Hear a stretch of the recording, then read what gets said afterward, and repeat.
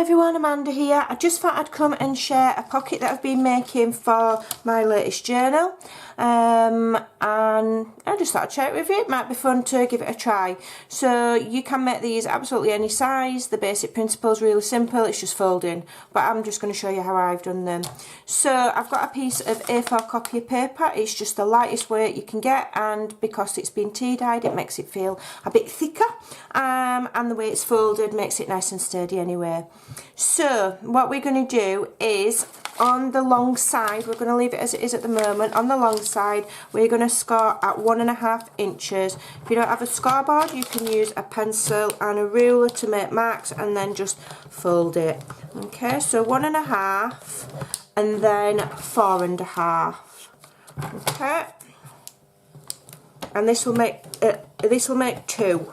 all right, and then I'm going to cut them in half at 4 1/8. That makes you 2.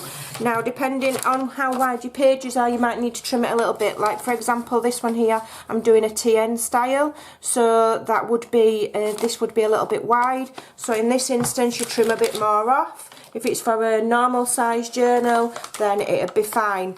So I'm just going to trim a little bit off because I will use this in.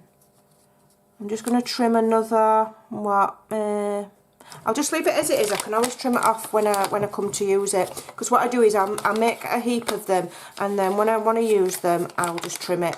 So the 1.5 inch side you fold up towards the sky, and then where the where the 4.5 inch one is, okay, then you fold down toward the bottom, and then you fold the whole thing back up on itself. Alright, so I'll show you one more time.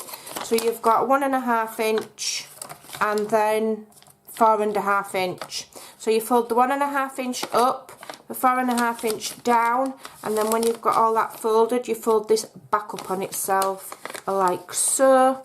Okay, so then you've got them 3 folds, and then all you have to do is go on over to your trusty sewing machine, sew all the way around there.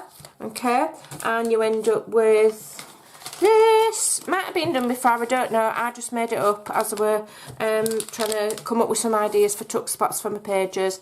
So this one's been trimmed down slightly. These are the full width, as you can see. We can make them different sizes, and I'll show you. So you would glue or sew onto your pages on 3 sides, on the 2 sides on the bottom only, okay, and then that gives you, let me get some paraphernalia, that gives you, so for example, on the bottom here, on the smaller one you could put some little tickets, couple of tickets maybe, and then in the middle one here you could put some ephemera there, okay, and then in the back you can have a tag, okay, or whatever you want, and that's how it'd go. And then obviously you decorate this part here if you so desire. So there you go. I just thought I'd show you that, and you can go and have a go yourself. Brilliant, awesome little pocket, and super simple to make. Make them in minutes. Make a whole batch of them. Decorate them all at once, or decorate them as you go. Whatever. There you go. I just thought I'd come and share with you. I'm going to be making loads, because I am going to be making some blank journal kits for ladies to purchase from my Etsy if they so desire. And in the kits will be the tea dyed paper. These ready-made. I'm going to have these, which are another kind of journal flip that I didn't invent these. These are all over YouTube.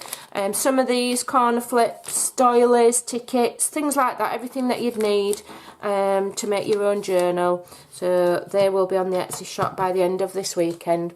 Alright, so there you go and have some fun. Take care, and I'll see you again soon. Bye!